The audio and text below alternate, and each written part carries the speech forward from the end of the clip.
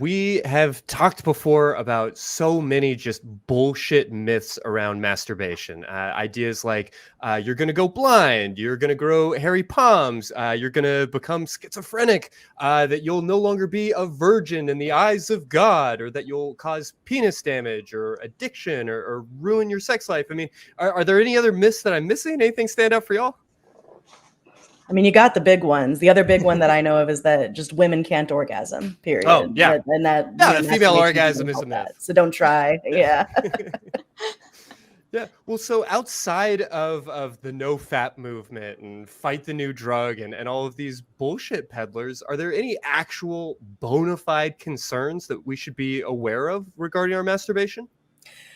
Generally speaking, things to watch out for with masturbation, and I don't think these will be surprising because you hear stories of when it's gone wrong, and these are sort of generally physically extreme situations where someone is trying something like what's it, why am I forgetting it now, the word for asphyxiating yourself, autoerotic asphyxiation.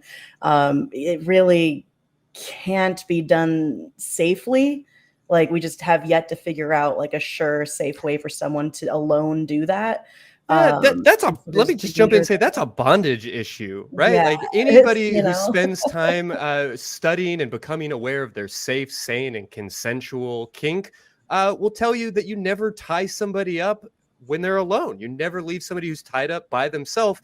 And that includes masturbation. I mean, yeah, that's a bondage issue. Right. So there's that one. And then, of course, insertables are a big one. So, if you are including anal play in your masturbation, which highly encourage, do it, try it if you haven't, you got to make sure you're using the right kind of stuff, because if you wind up with something stuck in there you can't get out, that's an ER trip, which for a lot of people, especially in the US, is not an easy trip to make for multiple reasons outside of just the general awkwardness. If you're not familiar with the term flared base, make sure to Google that thoroughly before putting anything in your butt. Nobody listening to this should put anything in their butt until they've learned that phrase. That's everybody's homework. Sorry to keep interrupting you. No, Amen. It's so important. I'm so glad you're saying it. Open an incognito window and Google how big of a flared base do I need on my butt plug? Like, just type that in, because there are plenty of educators writing really awesome guides about this stuff. The information is out there.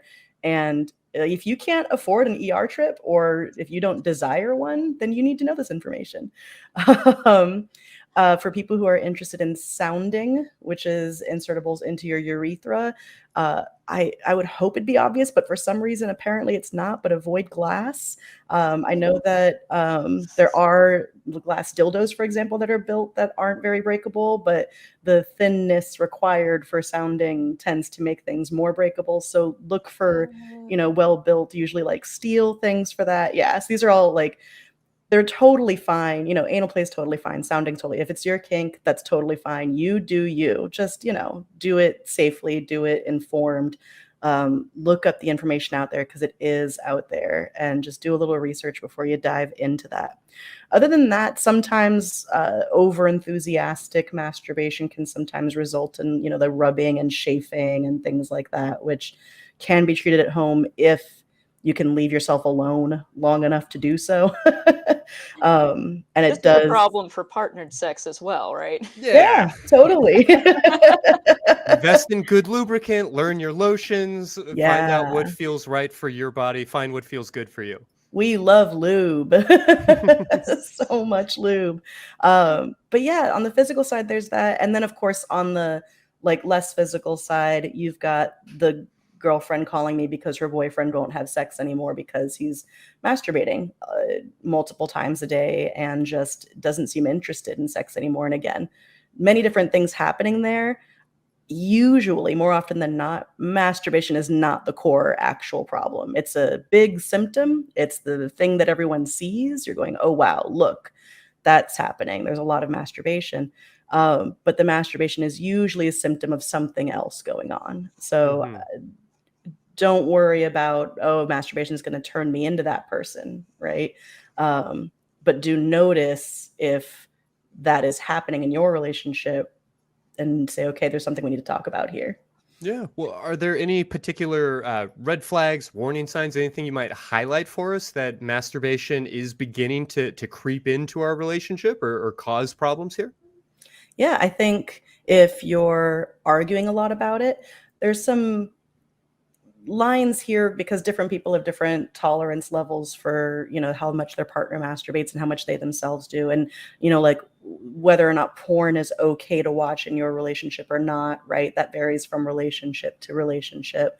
So if things change from the beginning, so if you started your relationship and masturbation wasn't really a problem, it seems like each of you, let's say, for example, masturbated a few times a week and neither of you really had a problem with that.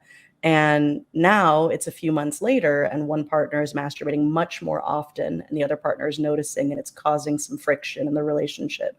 It's worth having a conversation. It doesn't mean there's a big problem.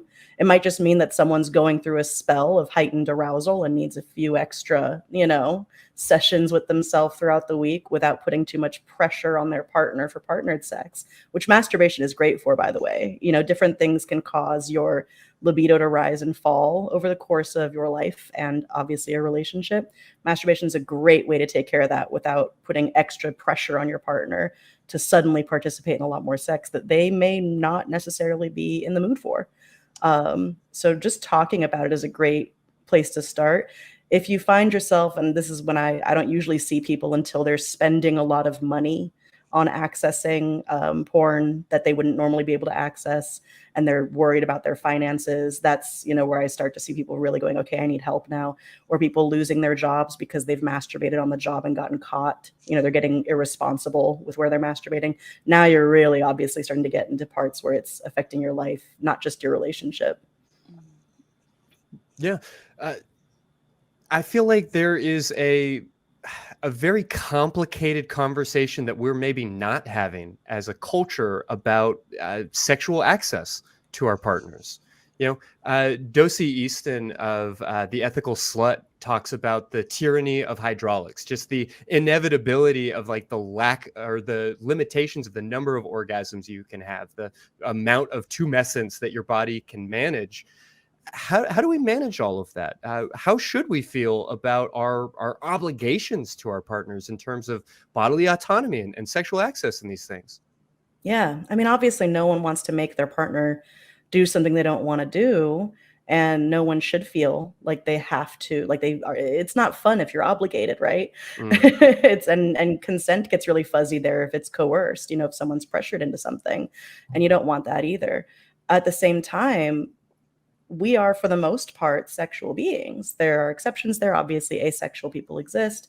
But, the typical person entering a sexual relationship with someone, and it's known at the beginning of the relationship that we're both interested in having sex with each other, you're going to expect to still have access to sex for probably, hopefully, the duration of that relationship, unless you discuss otherwise. And when one person's desire for that dips, that can be really tough to deal with. Every couple deals with it differently. Some people are comfortable riding out the dip until something, brings desire back, or it just naturally comes back on its own. Other people loosen the rules of their relationship a bit, and maybe allow for experiences outside of their arrangement. This is where non-monogamy often can come in for some people, or even just permission to go to places like strip clubs or pay for an OnlyFans account access, or something like that, where you're just kind of bending the rules a little bit. You'll also have people who get into mindful masturbation and, figure out how to meet a whole lot more of their own needs and are able to keep that pressure off their partner. And then, as many, coaches and therapists will encourage, they call this usually a mismatched libido. So the lower mhm. libido partner will be encouraged, don't do anything you don't want to do, but do consider like what it would take for you to feel ready to do it. Like, how can you take steps towards, getting close? Can you be in the room while your partner masturbates? Or is that something you're comfortable with? And figuring out what that looks like individually for those people in those partnerships. It's going to be a completely unique solution for each partnership. There is no one size fits all solution to this particular problem. Yeah, but the solution, so to speak, that I'm hearing you say is talk about it. Whoa, what? Talk about it. No, we can't talk about sex. Yeah, No. Jesus. Embarrassing. Yeah. It's so scary to talk about sex. Yeah, well, and if you can't, then maybe just put this podcast or video on in the background, and see if you can't start or spark a conversation there. That is the, like, as soon as I got into coaching, immediate, like, all the questions that I was getting on my free question asking line, 80% of them I had to respond with, well, have you mentioned this to your partner yet? Sure. This whole thing you just sent me, does your partner know yet? Have you talked about it yet? And oftentimes the response was, no, I haven't. I'm too scared. And I had to create a whole resource of just like, here's a workbook on how to start talking about sex first. Get back to me once you've talked about it. Yeah. Well, Well- we have talked to so-called sex addiction experts. We've talked to neurologists and psychologists, a medical doctor. I mean, we've done a lot to debunk the popular notions of porn addiction. But there are a lot of grandiose claims about how pornography or masturbation can rewire your brain or change your physical reaction to sexual stimulation. Are these claims based on anything that we should be aware of? They're based almost entirely on the experiences of the people who are self-described addicts. Mm. I keep researching this because it's something that was really stuck with me as I did my studies to become a coach, and we had to write papers on this, particular topic because it's such a big area of contention. And all the research I've found has found that pretty much all these biggest claims are self-described sex addicts or porn addicts coming forward and saying, I experience a rewiring of my brain. And while I don't want to, tell anyone that their experience isn't valid, I do think that it's interesting that it seems like, because addiction is a convenient word to describe these experiences, it's the thing people type into Google. It's the kind of thing that would maybe lend itself to an addiction treatment center that could make money. I think even in my own marketing, I've used the phrase sex addiction and porn addiction simply to get search engine optimization to get those people in my door so we could talk about what addiction really is and Sure. what they are actually experiencing.